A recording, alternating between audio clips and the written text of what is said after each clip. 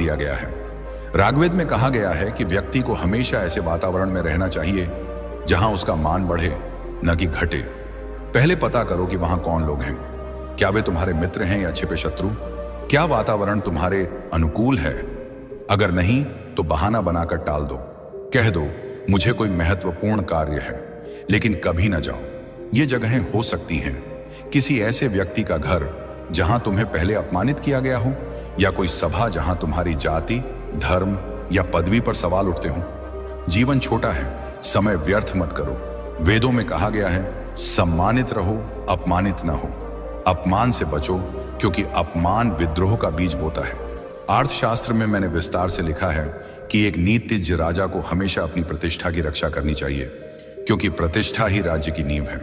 अगर तुम अपमानित हो गए तो तुम्हारे अनुयायी तुम्हें कमजोर समझेंगे, तुम्हारी कमान कमजोर हो जाएगी। शास्त्रों में इसे असम्मान का विष कहा गया है, जो धीरे धीरे शरीर को नष्ट करता है। इसलिए बिना सोचे समझे कभी मत जाओ, हमेशा मूल्यांकन करो।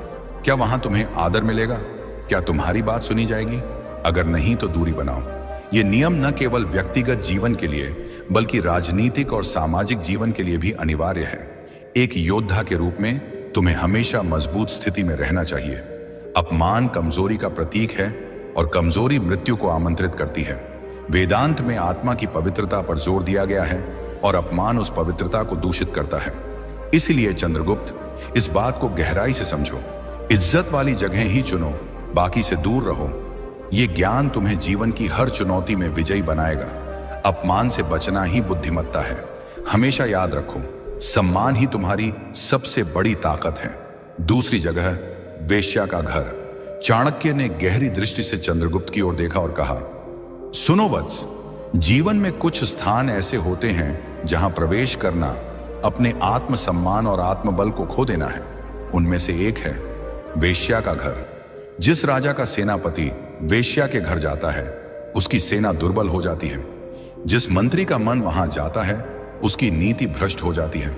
और जिस प्रजा का झुकाव वहां होता है, उसका राज्य पतन की ओर बढ़ता है। मनुष्य के जीवन का आधार है उसका चरित्र, और चरित्र का शत्रु है वासना। वेश्या का घर बाहरी रूप से आकर्षक दिख सकता है। वहां सुगंध, श्रृंगार, नृत्य, संगीत और क्षणिक सुख का आभास होता है, लेकिन भीतर से वह स्थान आत्मा की ऊर्जा को सोख लेने वाला, पुण्य को नष्ट करने वाला और पाप की गंध से भरा हुआ होता है। चाणक्य ने कहा, नास्ति कामस्मो व्याधि नास्ति तृष्णा समः शत्रु।